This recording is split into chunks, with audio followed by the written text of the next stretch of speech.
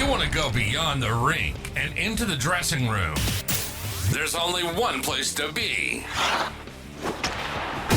With a hockey reporter who was once mistaken as an NHLer by Jeff Finger, and a diehard Maple Leafs fan who has not one, but 2 Ken Baumgartner jerseys. This is the HockeyVerse with Michael Traikos and Johnny Legend. Tighten your chin strap. This could get ugly.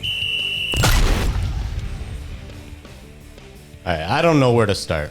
I really don't. I thought we were past all this talk about the core 4 coming up as no-shows.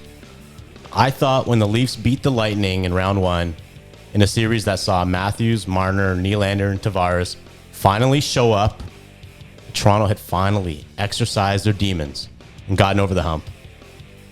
I even thought that after the Leafs lost the opening 2 games against the Panthers, that the team was still in the driver's seat and that the Leafs were going to win the series. So what the hell happened in Game 3? It was shocking. And yet, it really shouldn't be. Something is wrong with this team. Something that goes far beyond the coach, who we'll get into, Johnny.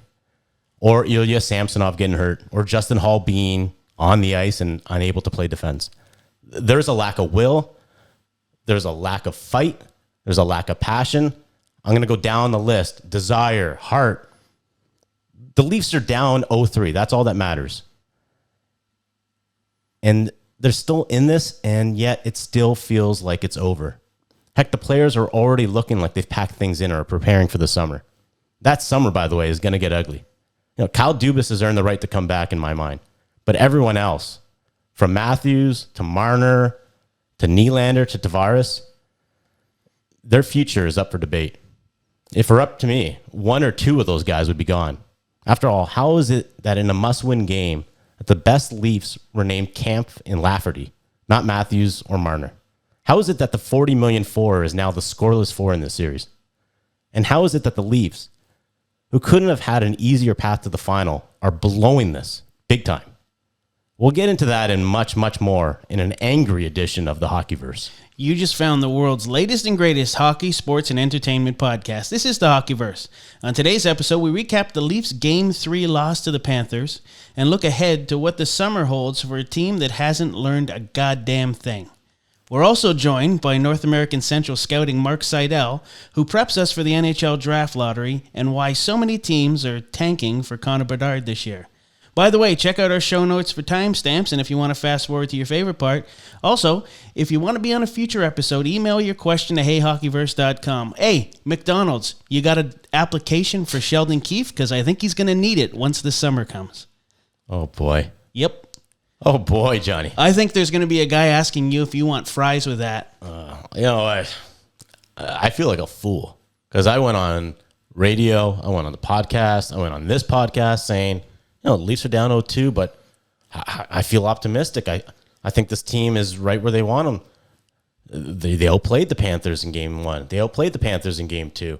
As long as they keep firing pucks on net and keep playing with that urgency, they're going to win. And then Game 3 happens. Oh, my God. And it was like the last 6 years, nothing has changed. They beat now, in my mind, an aging Tampa team that just looked tired and was at the end of their line. Fine, they beat the Lightning. Learn from that. That's getting over the hump. Where are we now with this Leaf team? This is... do you have Matthews, Marner, Nylander, Tavares, O'Reilly, Riley? Yeah. And who do you start in overtime of a game that you have to win? Brody, Lafferty, Kerfoot? Are you kidding me? And then they got trapped out there for the first minute. Who do you want to start the overtime? I don't care if they're having a good series or not. Guess what? The way that Lafferty and Kampf are playing, I don't blame Keefe for putting those guys on the ice. Yeah, I know. Did you notice Marner in that game? I only noticed him when he was giving up the puck. Well, Marner, I don't even know what to say about Marner. I just don't understand how it happens. Unless we find out in the offseason that he has a broken back, a broken neck, and a broken leg, there's no excuse for the way that he's played. Man, Braden Point had, a broken rib or something, and one of the players on Tampa was playing with a concussion, and Hedman was playing with something. Those guys were still their best players. Yeah. It's not like they were like... Patrice Bergeron had a herniated disc. Yeah, no excuse. There's literally zero excuse. Marner's got hit in the mouth in one of the games. No. He had a boo-boo. Matthew, here's Toronto's goal scorers against the Florida Panthers so far, heading into Game 4. Matthew Knies, straight out of college, has a goal. Sam Lafferty has a goal. Eric Gustafsson, who's barely played, has a goal. Ryan O'Reilly has one. Michael Bunting has one. And Alexander Kerfoot has one.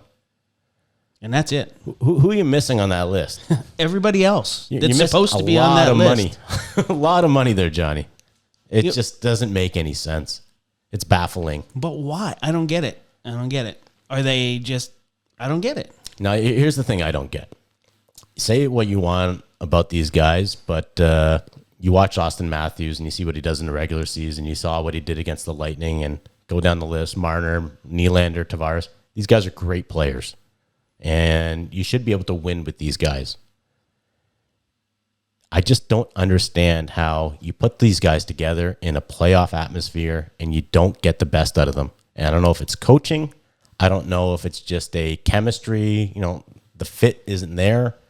I thought they addressed a lot of we need the quote-unquote playoff guys like a Shen, like a O'Reilly. I thought Dubas addressed all that at the deadline. So I don't know what the missing ingredient is anymore. I don't know, man. Because they had a Mike Babcock as a coach and they couldn't get it done. Now they got a Sheldon Keefe as a coach who is the basically anti-Mike Babcock, and they haven't got it done. They got a goalie in Samsonov who, up until he got hurt, no one was blaming him at all during these playoffs. And even last night, Wall was excellent. 2 goals. You only let in 2 goals. Listen, you put in a kid on straight into a game, and then you allow a breakaway. Yeah, right off the bat. Like how do you do that to your own goalie? Like, don't you just say, let's shelter him? Let's make sure he's not getting grade A chances. Instead, he saw 2 breakaways in that game. And what happened to playing on the edge? What happened to playing on the line? Like right up to the edge?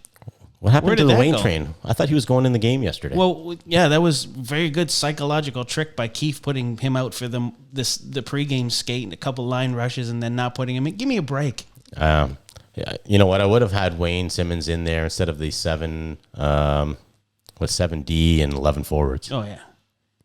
Like, just overthinking it. Hall plays 20 minutes. Hall shouldn't have been back in the lineup. Giordano plays 7. I'm not angry because I'm a Leaf fan. I'm angry because it's just, as a hockey fan, it doesn't make any sense. It doesn't make any sense. But it was frustrating to watch this game, saying the Florida Panthers aren't that good of a team. Props to them. They're up 3-0. They beat the Boston Bruins. They've won 6 in a row. But the Leafs should not be down 3-0 to the Florida Panthers. The Florida Panthers have won 6 in a row in the playoffs. And it's not Bobrovsky. Bobrovsky hasn't beaten them. He's beatable. If Lafferty's scoring, he's beatable. Yeah. Okay. And it was Kerfoot scoring, he's wide beatable. Open. It was a wide open net. That looked like McDavid and Draisaitl, didn't it? On that 2-on-1. It looked really good. Even Gustafsson's goal, great play by Nylander, who you're going, oh, why is he bailing out and curling him back again? But just the great patience and finds Gustafsson. Gustafsson tries to find, I forget who he was trying to find in front, but it goes off of Mark Stahl's skate. Yeah, they were right there with him. Yeah. Until they weren't. Yeah. And then that overtime, oh my God, it's so soft. But that's why you start the big guys in case they get trapped out there. Would you rather have Lafferty and Kerfoot getting tired in overtime? Or would you rather have Tavares and Nylander and Auston Matthews, Yeah. No, I'm with you. But the way they're playing, I don't blame Keefe. Your best players last night were named, Kampf and Lafferty. Fine. You want to blame Keefe on this? For me, that's an excuse because you're avoiding the bigger problem is that once again, the guys you've invested $40+ million into haven't shown up when it matters the most. They showed up against Tampa. Again, they silenced a lot of critics. But you're in a must-win situation in Game 3, and they didn't show up. No. And like I said, what are you waiting for? Now you have one game left. It's brutal. And against the Lightning, so that core four had 13 goals, 34 points, was a plus 11. Against the Panthers in 3 games, 0 goals, 4 points, minus 10. My God. And the Panthers, on paper, were not as good as Tampa. And yet here we are. And we're talking about that one line, and that's the one line. Yeah, I don't know where they go from here, but there's going to be a lot of hard decisions being made this summer. The one decision I don't think you have to really give too much thought to is Kyle Dubas. And if you had told me that the Leafs would be down 3-0 in the second round in the playoffs and they weren't getting enough out of their top guys, you probably have said, yeah, well, Kyle Dubas has probably got to answer for that. He doesn't have to answer for anything. 3 games ago, they were the betting favorite to win the Stanley Cup. Yeah. 3 games ago. Is it over in your mind? Yeah, it's never over in my mind. I'm the diehard fan, remember? Mm-hmm. As long as they're not out of it, they're still in it. But they're probably going to show up in Game 4 and then just crap the bed in Game 5. If they make it to Game 7, they win Game 7, I think. Oh, boy. But can you see them winning 4 in a row now? Yeah, it's going to be tough. I mean, if Florida beat Boston 3 in a row, the Leafs can beat Florida 3 in a row. But those guys got to show up, man. You got to make that super line. I think Matthews, Nylander, and O'Reilly. Only 4 teams in the NHL's 105-year history have come back from 3-0 deficits. How many times was it the Leafs? It was once. Okay. Might as well do it again. It's going to be a lot of work. One of the things you don't talk about is how much momentum they gave Florida. In the Florida, game? I mean, in the series. Florida can play easy peasy now. They don't have to worry about being eliminated. Uh-huh. Right? So they can play easy peasy. They don't have to rush anything. There's no pressure. No, Florida's just like doing whatever the hell they want. You see, like Sam Bennett go between the legs on that attempt, and almost scored. Fooling around on them now, and almost scored. It's just frustrating. Like Mitch Marner is better than this. I've seen him play better than this. He's got to be better than this. I don't want another summer everyone going, "Oh, Mitch Marner doesn't care." I think he cares. Put Marner. I hope what you said is true. I hope he comes out and says, you know what, I've been playing with a broken leg, a broken arm, and I don't even know what my name is anymore because I've been concussed so many times. How much did your heart drop when Matthews got hit on that wrist with the shot? I'm like, okay, here we go. Does he know where my heart dropped was on Samsonov. Oh, that was rough. Because he's had a great series and a great playoffs. That was rough. Do you think that had anything to do with their demeanor when they lost their goalie? No, because they weren't playing that well up until that point, were they? But they were in it. Wasn't it 2-0? It was 2-0 at that point, though, wasn't it? Yeah. No. Yeah, because Wall let in the 2 goals to tie the game. I thought it was 2-1.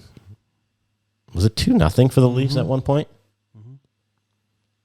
Yeah, it looked up until that point. I thought the Leafs were going to win a low-scoring battle. It was going to be Samsonov shutting the door. It might not have been 2. I'm pretty sure it was 2-0. I thought it was 1-1. Was it? Yeah, 1-1 and 2-1. I don't think Toronto had a 2-0 lead. But Wall let in the 2 goals. We've been talking more about that. Yeah, Wall let in the 2 goals, though. Yeah, again, you got a kid in there who hasn't even played 30 games in the NHL. I don't even think he's played 20 games in the NHL. The Leafs should be able to win a game where you hold the other team to 2 goals in regulation. I've been on teams in like crappy beer league teams where we've got to rent a goalie and we've said to the guy, hey, buddy, and I'm a defenseman, we got you this game. Don't worry. We're not going to just let you hang out to dry. And then when you watch, there's no one's behind you. I don't know how that happens. Like, you've got a guy like Anthony Duclair. It's not like he's some plug or anything. He scores 20 goals every year. How many breakaways did he get last night? 2. 2 clear breakaways. And then he was on a couple of 2-on-1s, too. And if you're Justin Hall, like you haven't been playing a good game. Don't you think you'd look behind your shoulder? Hey, is there a guy behind me? Well, the guys there was more Toronto fans, I think, than Florida fans. They're probably shouting at him, hey, Justin, look behind you, buddy. I still don't understand why he was even in the game and Liljegren was not. Again, I'm with you with Keefe. Like, There's how does no way he- Keefe keeps his job. This How summer. does he pick the line? Who's playing? Does he draw it from a fishbowl? It's mind-boggling to borrow a phrase How- from Randy Carlyle. Mind-boggling. How is Wayne Simmons not in that game? I thought he was going to be in there. I thought we called it. Yeah. He should have been in there. I think that would have changed the tenor of the game. God, he better be in the next game. Doesn't matter now. Well, they're still in it until they're out of it, right? What a waste! saying there's a chance. What a wasted opportunity. When you look at the path right now, you could be facing either Carolina or a New Jersey team that looks like the Leafs circa 2017. And then you could go into the final against McDavid. I was talking on the radio yesterday. McDavid against Matthews. Can you believe it? Like I honestly thought this was going to be a 4-2 series win for the Leafs after they lost the first two. And you know what? If they, I don't think they'd get past Seattle. Buddy, I don't know how they got past Tampa. Not the way they're playing now. Because if they were playing like this when they played Tampa, how bad did Tampa actually play? It's funny, eh? Because so they finally slay the dragon, get past the first round, and if they get swept in the second, And then we're giving them the gears for. Yeah. it's just like they cannot get over the mental hump. It seems like. No. just Well, continue. and they're not gonna be able to when you're the center of the HockeyVerse. You got to play better than that. All right, so let's go. Let's assume that they're not going to win this series. Okay? Okay. I know it's a stretch there, Johnny. Yeah. Who are you keeping out of the core four? Well, Tavares can't go anywhere, You're not going to be able to trade No. that salary. and he hasn't been playing that bad, but he hasn't been playing that good. It's like what you said earlier. He's always just the guy. Like consistently, he's not going to go wow you, but he's not going to piss you off either. No, Okay, so Tavares is staying. I Matthews, think Matthews is staying I agree. unless they can get Connor Bedard, but I don't think so. Okay, so now you're down to Marner and Nylander. Now, Nylander, as of July 1, can sign an extension just how Matthews can sign an extension because his contract expires a year from now. Mm-hmm. Okay, so, and then Marner, here's the rub. I think after July 1, his no trade clause kicks in. I have a feeling it's going to be Marner gone. That's a lot of money. That's a lot of money off the books. I think you might be onto something here. I think Marner's gone. I think Marner's gone. Now, it's a lot of money to trade, but I could see it happening. You know, like a year ago, I'd say no way. It's an impossible contract to sign or to trade. You don't trade stars. But then Matthew Tkachuk gets traded for Jonathan Huberdeau, who a year ago, Huberdeau led the league in assists, was a Hart Trophy top 5 finalist, I think. And Tkachuk is Tkachuk. Those guys get traded for one another. I could see Marner getting traded now. So what do you think? What do you 'Cause- trade him for? What do you want? Hellebuck's wants out of Winnipeg. Nah. He's going to be up looking for $8 million. So that saves you what? 4? Opens up 4 to go grab a. Can you trade Marner Resign. to Ottawa for Brady? Can you resign? Get rid of Marner, resign Ryan O'Reilly. How about Brady Tkachuk? Brady's be nice. Brady Tkachuk for Marner. Huh? That's If you're Ottawa, do you make that trade? yeah. Call Ryan Reynolds. See what he thinks. Or Snoop Dogg. I think the Weeknd threw his hat into that. The easy trade, and this is probably the more likely trade, is Nylander because he's not even making $7 million. I think it's easier to trade a Nylander who's not a Toronto guy like Marner.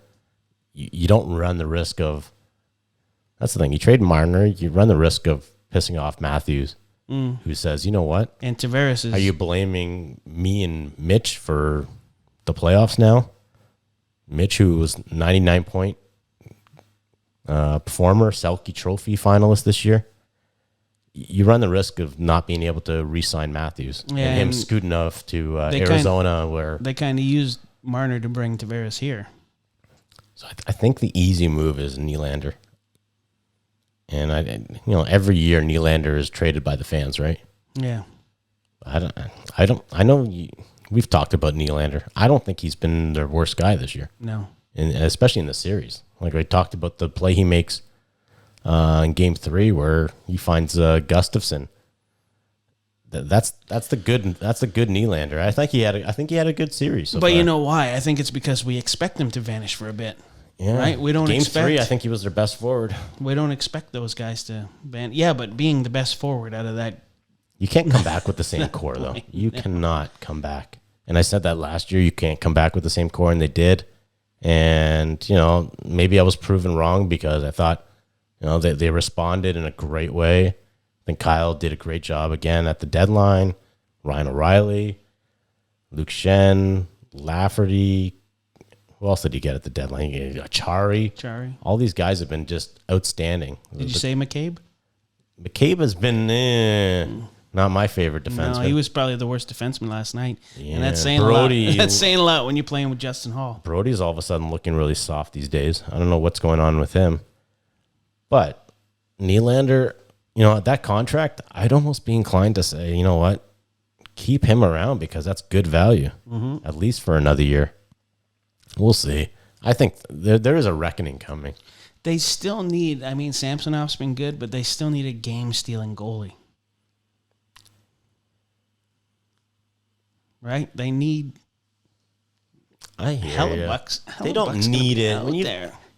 Honestly, to say they need it, you look at what Edmonton's doing right now with Stuart Skinner and Jack Campbell. They don't need it. Well, they have Draisaitl and McDavid.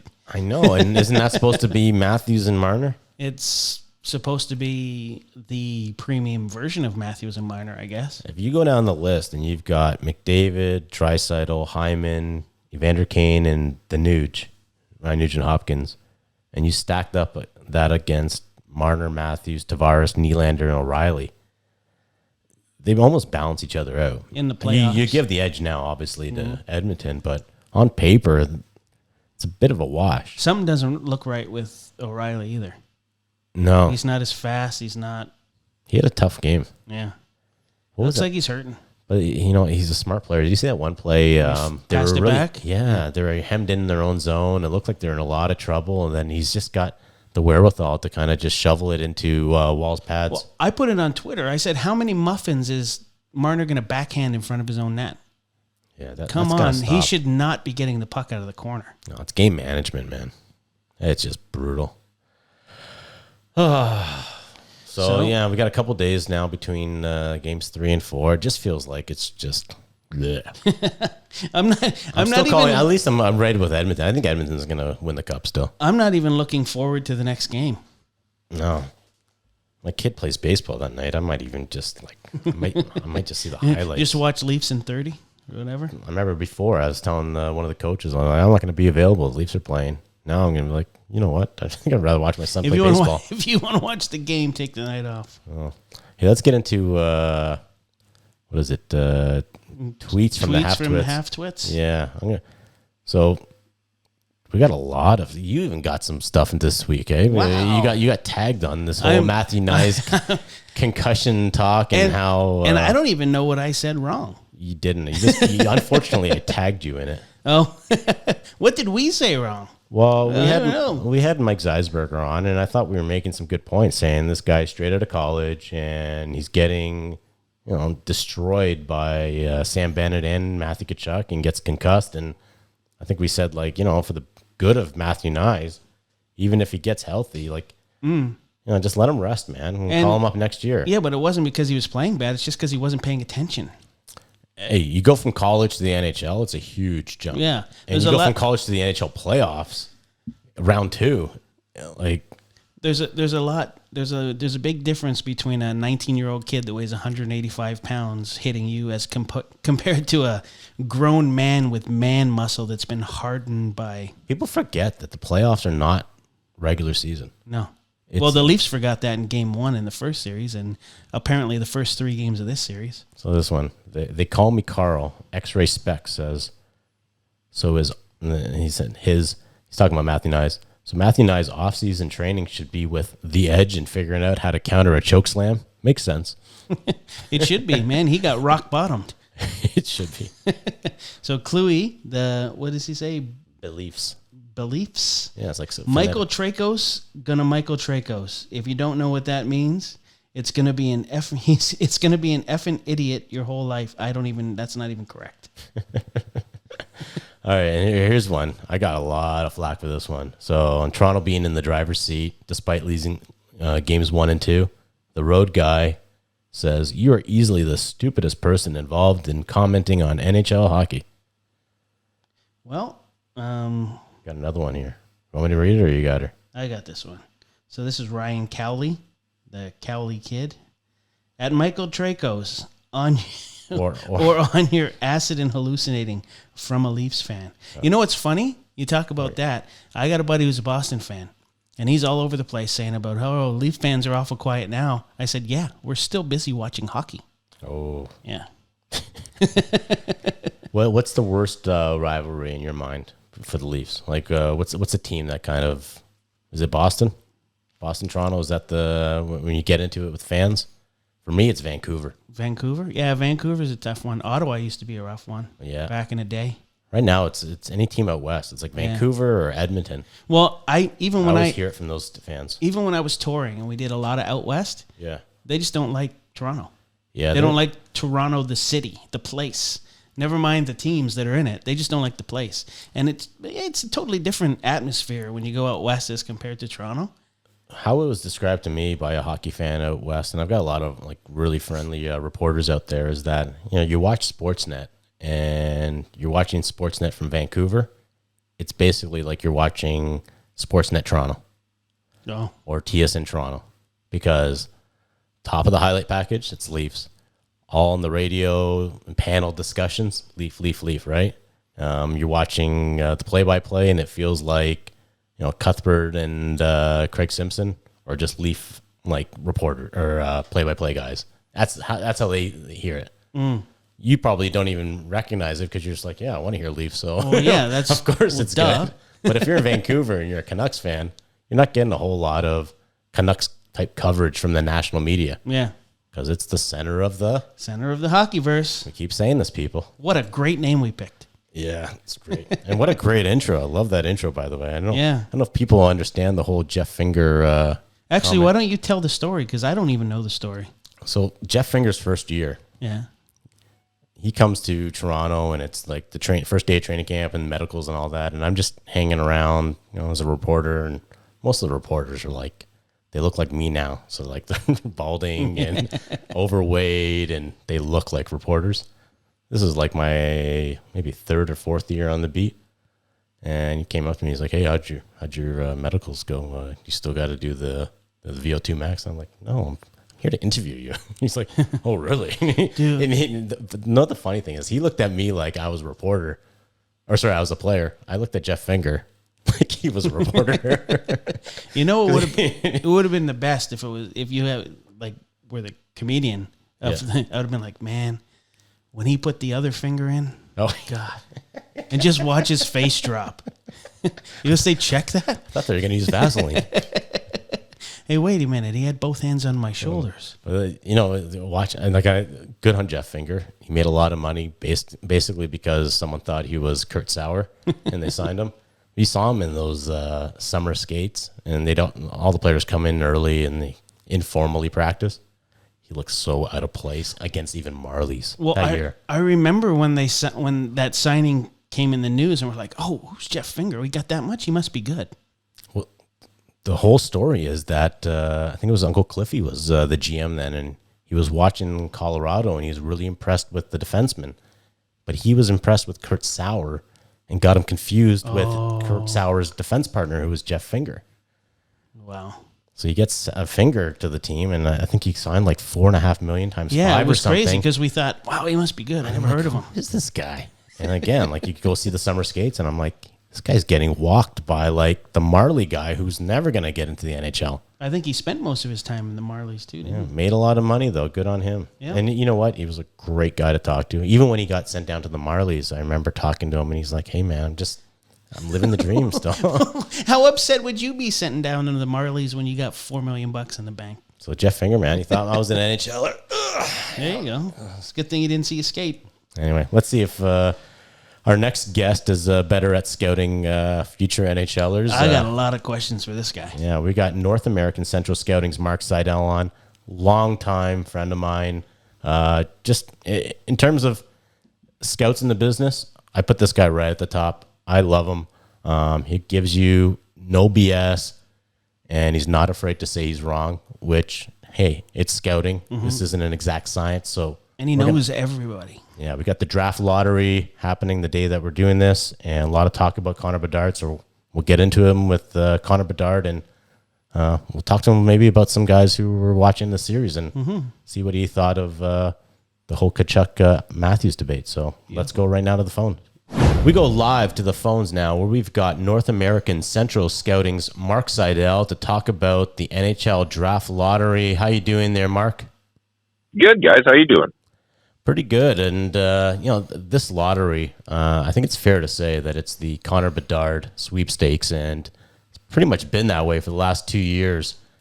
I know you and I have talked about Connor Bedard a number of times, but for those who, maybe have been living in an igloo or in a cave for the last couple of years, how do you rank Connor Bedard when you're talking about, some of the better prospects to come up? And I guess, is he in the McDavid or Matthews category in your mind? Yeah, I think every year we want to talk about these prospects like they're world beaters or generational players, but Connor Bedard is the best prospect coming into the NHL since Connor McDavid. This kid has done it all. Certainly, he's made the junior level. He's done it at the international level, and like I say, every year. I mean, when Alexis Lafreniere was in, they were talked about, oh, he's a generational guy and stuff. I mean, that wasn't the case. This kid is the real deal, and this kid is the best since Connor McDavid to come into the league, and I think that's why there's been so much excitement. And at the beginning of this year, people were talking about, oh, maybe the gap is closing with him and Fantilli and Michkov, Carlson, and it's just never been the case. I just, I've been doing this a long time. I just don't buy into that. I mean, Bedard is so much better than everybody else. And listen, those other guys are great players. But Connor Bedard is it's no different than when McDavid came into the league. And, we tried to make that close to some extent. And, history is borne out that it wasn't that close. And I think we're going to look back in 4 or 5 years and realize that this isn't very close either. Do you, was there a moment, was it the World Juniors this year that really kind of solidified Bedard? Or is it just been one step after another for him? You know what, I think for the general public and the fans, I think the World Juniors was sort of that moment. From the scouting community, I mean, we knew last year, you don't have to be a rocket scientist or a good scout to watch him play out there and watch him dominate at such a young age and just do so many things. In a lot of ways, he does remind me of Connor McDavid because he's so mature for his age and he understands what he has to do. The big moments, he relishes them and he capitalizes on them. And so from a scouting standpoint, I mean, it's been just, waiting until Nashville for 2 years, really, and whoever's going to get that, take the pick. But at the same time, it's Christmas was huge for him in terms of the fans and the public, and everybody heard the name, and that was a chance for them to see him and really witness his greatness. I imagine Connor's just going to be able to step right into the NHL. Is that the thinking when you're talking about guys? Because the last couple of years, we saw Yuri Slafkovsky last year. Wasn't able to make that jump on a full-time basis, really. The year before, Owen Power takes another year playing college. There's no chance that Bedard goes back to the dub, but do you expect even a guy at his size, it took Jack Hughes a little while to kind of find his footing. What do you make for Bedard's kind of rookie year next year? Is it going to be something where, he's already become the favorite for the Calder Trophy? Yeah, I think so. I mean, I don't know what the odds will end up being on it, but I can guarantee he'll be the favorite. And again, he's not going to come in next year in the National League and put up 100 points. But and then Jack Hughes comparison isn't all it isn't completely off the wall because it does take those guys, especially the smaller guys, start to figure out how they can move around the ice and get around guys that are 35-year-old grown men and stuff. So the one thing that Bedard's got that some of those other guys, including Jack, doesn't have, he's got the shot. And, I think he's going to get positioned on the power play, on the wing, and he is going to bomb shots and he's going to score. So, I expect he's going to have a good solid year. I don't think he's going to, blow 100 points out of the water. But I think it's like when Connor McDavid came in, like he did some things that rookie year where you're like, wow, he's already, one of the best in the league at that. But there's parts of his game have to get better. Away from the puck, he has to get better. The intensity has to get better for Bedard. So, some of that stuff has to get better. But listen, you can't keep this kid down in terms of unable, with that shot, he's going to score just by his ability to get the shot off and get himself into open space. So I think he'll have a good year next year, and it'll only get better from there on out. Yeah, he's been amazing everywhere he's ever played. Did you watch him there at the World Juniors, Johnny? Yeah. It's funny. We watched some of the highlights too, just jumping around YouTube, looking at some of the Connor Bedard highlights. It's ridiculous. mind-blowing. Yeah. Like Mark and I have talked about this a number of times, and he skated and he's worked with McDavid's skills coaches since he was like 12 years old. So you kind of see that next generation that is it scary to say, but they're all skating like McDavid now. Yeah, they have this. They all have this same way that they kind of guard the puck. Yeah, right. They all look the same when they're guarding the puck. But he's got, like Mark was saying, he's got a wrist shot, and just I don't know, like he's got a nose for the net. And is there an NHL comparable there, Mark, that you've already kind of put on him, or is this guy just so unique where you're almost having to say he's got a little bit of this guy, a little bit of that? Because I've heard he shoots like Ovechkin, or he's got a wrist shot, or he's got like forearms like Wendell Clark, and he skates a bit like McDavid. How do you describe his NHL comparable, or do you even wade into those waters? He's a tough one because he's got, like when Connor came into the National League, his skating was absolutely elite, and right from the get-go was one of the best, even in National League, if you remember back in his rookie year. Yeah. And with Bedard, that's a shot, right? He doesn't have the same skating as McDavid, but that shot is so far above everybody else in this draft, and quite frankly, going to be well above almost everybody in the National League. I mean, the one comparable for fans I think I can use is Ovechkin, in that, where he positions on the power play, and he's obviously scored a ton of goals from that spot, and I think that's what's going to happen with Connor Bedard. I think, because the stuff away from the puck and that, he's going to have to get better and learn on that stuff, but listen, if they put him right into his wheelhouse and he can bomb it, I mean, he is going to score his share. And so, he's not the same player as Alex Ovechkin. I mean, he doesn't have the physical component that Alex had a little earlier in his career and stuff like that. But that shot off the wing on the power play is really going to be very reminiscent to what Ovechkin does. Yeah, in the juniors, he went to the net quite a bit. Is he going to be able to do that in the NHL? Eh? Yeah, is he going to be able to do that in the NHL, or should he kind of shy away from that at the beginning anyway? I think that's one of those areas I talk about where it's going to take him a bit of time. He can overpower guys in the Western Hockey League, at the World Juniors, he could do it. But you're not now going to give 19, 20-year-olds. You're going against 30-year-old NHL All-Star defenseman. So, he's got that nose for it. And, in scouting business, you talk about a guy going into the dirty areas. He's not afraid of any of that stuff, and he's so cerebral. He'll figure out how to get into those areas. He can't bull his way through it like he's done in the Western League. So he'll figure it out, but that's, and that's what makes him such an attractive prospect, is that, he'll find a way to get in there, and he'll find, the weaknesses, he finds open ice. And again, the shot is so lethal that, he finds a way just to find enough room to get the shot off, like changing the stick angle, and he'll do that. But there will be an adjustment. I mean, anybody thinks he's going to come in and dominate, right away, it's not going to happen. And, I can tell you right now, the scouting report against them all year is going to be the same. It's that we have to shut this guy down along with whatever other, tools and stars they have. So it's going to be an adjustment for him, but I have no doubt he'll figure it out. Now, everyone knows Bedard's going to go number one. I think it's safe to say whoever wins the lottery is going to definitely take Bedard. There's not going to be a secret there, but draft's really going to start at number two. Am I right there, Mark? And I've heard a ton of different possibilities, everyone from Adam Fantilli to Leo Carlson. And I'm looking over your rankings, and you've got a guy that might surprise some people. Coming out of Russia, Matvey Michkov, who has gotten the Alex Ovechkin comparisons, but with everything going on in Russia right now, is there a chance that a guy like Michkov could be the guy that really drops in this draft when all is said and done? Yeah, so just to clarify, we do our rankings as if we're the 33rd NHL team. So we have our meetings the same way as if we were putting the rankings together as if we were actually going to draft. And that being said, if we had the number 2 pick, we would take Michkov. Now, I don't think he's going to go number 2. I think he's going to go probably number 4.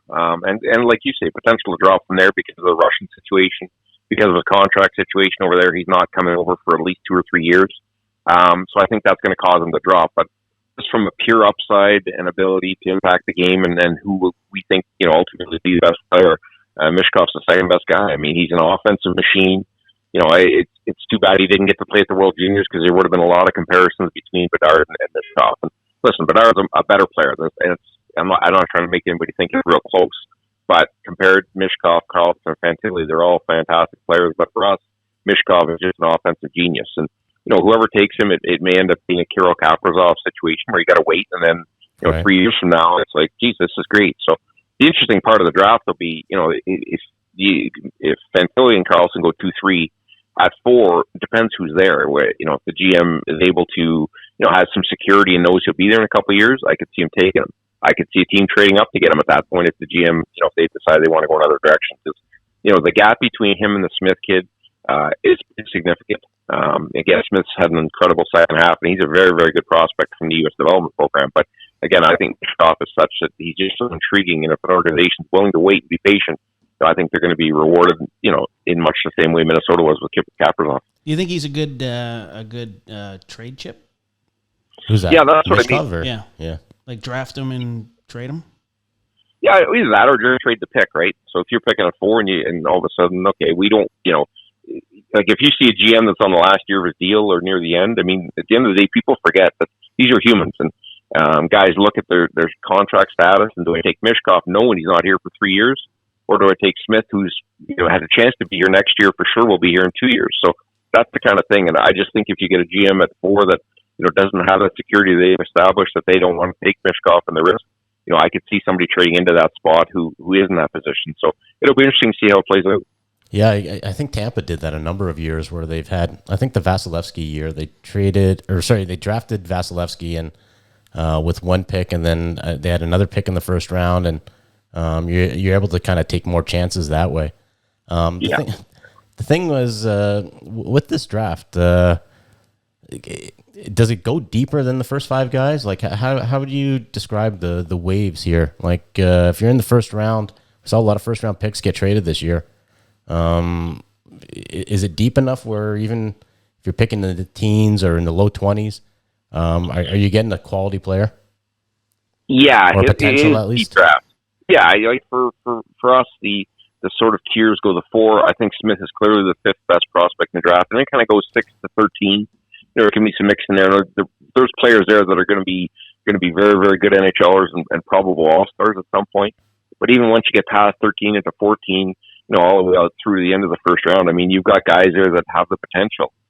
They've all got kind of warts. We've got some Russians. Again, they're not Michkov, but we've got some other Russians who are very, very good players. But, if you're not one to take the risk with Michkov and his upside, do you really want to take a risk with a Russian at 21? So, but again, in terms of an ability to impact the game down the road, these Russian kids are unbelievable. But we'll see how that works. So it's a deep draft in terms of that, and usually don't have the tiers like that defined. But I think that's kind of where we're at. Yeah, 2012, Slater Cuckoo goes 10th overall to Tampa, 19th overall, Vasilevsky. Wow. So you got 2 picks in the first round. You're able to take that kind of flyer on a guy, right? And Vasilevsky probably took him, I want to say, like 3 or 4 years before we saw him in a Tampa uniform. Who's the top goalie this year? Just go back to your point, Mike. I think you're exactly right. Like, there's teams with multiple firsts, so they take a guy that they know is secure, and then one of those Russians is the boot kid, is the kid we really like. But then you can take that with the second pick, like they did with Vasilevsky. So I think you're exactly right. That's where I think the Russians would go to those teams that have multiple picks. Yeah, I know Washington used to do that too. I know with even like when you've got a really good team, you can take a Kuznetsov and say, you know what, we're not going to see you for 4 or 5 years, but when we do see you, you'll be polished and you'll be ready to go. Yeah. Back to Johnny's point, is there a goalie that kind of that you really like that could sneak into the first round? Yeah, there's a kid, Michael Rabel, played in the USHL this year for Omaha. Massive kid, 6'5", 6'6", was really, really good. So, he's a guy that all year, I mean, there was one point we had him in our top 15. Now he's fallen off a little bit. So I think he's right there. But then you saw a little bit at the younger teams with Carson Bjornsson. Brandon can do the Canadian kids. So, I think those would be the top 2 goals. I don't think there's much doubt about that. Do I think either of them goes in the first? It's debatable. I mean, certainly the days of not drafting goal in the first, I think, are long gone. And these are 2 guys that have NHL starter potential. So the problem becomes if you're looking at it, it's such a deep draft. Do you take a risk on a guy like that, or do you take a player that you think has significant upside without the risk of a goalie? But those will be the 2 guys I think will be the first 2 off the board, and I think there'll be a bit of a gap between the rest of them. Hey, Mark, I don't know if you watched the game or you've been watching the series between Toronto and Florida, but, right from the start, Johnny and I were debating with a lot of fans over, who would you rather have if you had to pick a team right now? Would you go with Auston Matthews or Matthew Tkachuk? And I took a lot of flack, and I think Johnny did both, too. Yeah, we both picked that. Because we said, you know what, when it comes to playoff time, give me Matthew Tkachuk. Give me a whole team of Matthew Tkachuks. How much does that kind of go into when you're scouting and you're determining where a guy goes? Do you really is there a way of kind of quantifying or measuring a player's kind of determination or heart or those kind of intangibles that you see in this Florida-Toronto series? Like, I still kind of scratch my head how Matthew Tkachuk fell to number 6 overall. I know it's not really, didn't fall out of the first round or anything, but you do that draft all over again. I'd be hard-pressed to say that anyone aside from Auston Matthews is beating Matthew Tkachuk in that draft. But to my point, when you're scouting these guys, how do you value what a Tkachuk brings that might not show up on the score sheet every night? Well, I mean, that's the magic sauce right there, right? A lot of people can go to watch a game and say, okay, this kid's better than that kid, but you're trying to forecast down the road 3, 4, 5 years, what are they going to become? And, I mean, listen, they're both phenomenal prospects. We see what they've done. They both led their teams, and obviously Tkachuk's having a little more success this series than Auston Matthews. But with Tkachuk, the playoffs are 4 rounds, 7-game series, and it is a grind. It's a physical, nasty grind that you have to be able and willing to fight through. And Auston Matthews really is a phenomenal player, but his biggest impact is going to be scoring goals. He's become so good defensively, it's fine.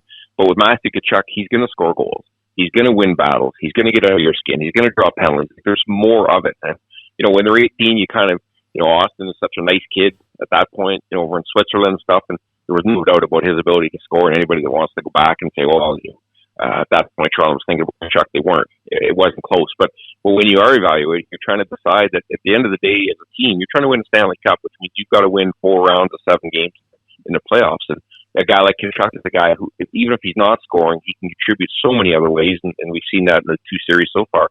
Whereas with Auston, I mean, it's pure goal scoring. That's what he does, and he's the best in the league at it. But he doesn't have as many traits as you're going forward, as Matthew Tkachuk had. And obviously they've developed, but scoring goals is very important. But I think certainly I don't want to make it sound like Auston didn't have that aspect to his game of a guy who was going to battle and compete because he did. But I mean, the Tkachuk brothers are both kind of the same. I mean, you knew that was going to be, you knew from their dad how it was going to be. So, I think it's fair to say that's the hard part of scouting for sure, is to figure out what they're going to be. But, you didn't have to watch it. I watched the Tkachuk brothers when they were 13 and 14. And, you just saw it then, and the dad. So it wasn't rocket science that they were going to be these type of players. But yeah, it's hard sometimes because you get a guy that dominates, and, is going to be able to battle in the 7 games, 4 times. So, it's a tough thing to quantify at some point. It becomes just, for me, it's experience with us. I look back at my reports from 30 years ago and they're laughable because you didn't even factor that stuff in. For now, that becomes more important, quite frankly, than whether a guy is an elite skater or just a good skater. So it's tough to do, but very, very important. Do you remember where you had Tkachuk that year? I know it sort of put you on the spot, but... No, I'd have to check the rankings. I mean, I loved him. Honestly, the biggest knock I had was I wasn't sure how much he was going to score in the National League.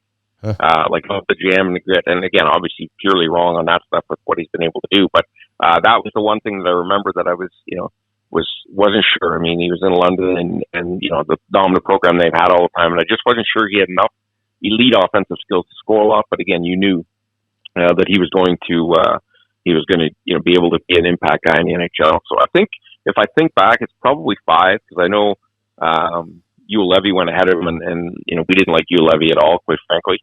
Mm-hmm. So I think Sergachev was 6. I think he was Tkachuk was 5. I think I'll have to check and see, but it was in there anyways. But certainly he wasn't where he should have been, which is at 1 or 2.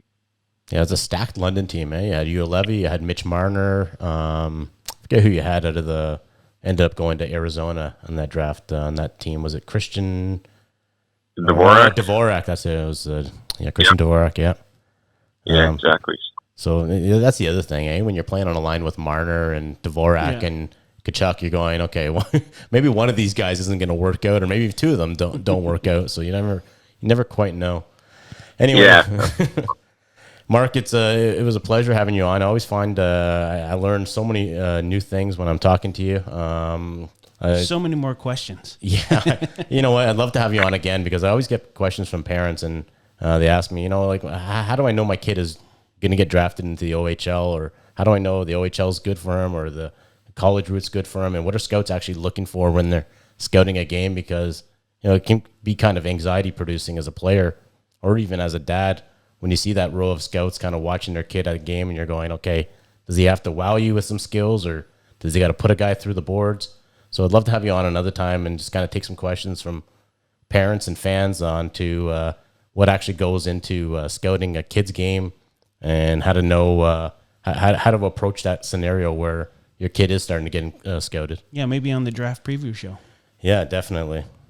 Yeah, absolutely. I mean, it's one of the things, when you're in the arenas and they get people a little, come up and ask that question. There's so much misinformation, and it's such a weird year for kids and parents, and they have so many questions, and there's not really a place to find answers. So I get it all the time, or I'll get somebody saying, hey, would you call this guy? He's a friend of mine, he has some questions and stuff. So I think it's an interesting topic that really isn't addressed enough, that, it's not as cut and dry, and you hear there's so many fallacies out there and myths and rumors that, I think it'd be very, very interesting for your readers, and I'd love to come back on. Just to clear up, we had Tkachuk 4, we had Keller 5, and we had Sergachev 6 that year. So, that was our numbers where we had them. But Mike, we've been friends a long time, and I think you're one of the best in the business. So, anytime you need anything, I'm always here, and I'd love to come back on whenever you want. That'd be great. And 4. Do you hear that, Johnny? Yeah. That's 4. Edmonton. Can you imagine Tkachuk and McDavid on the line right and now? And I said that to you before we even called.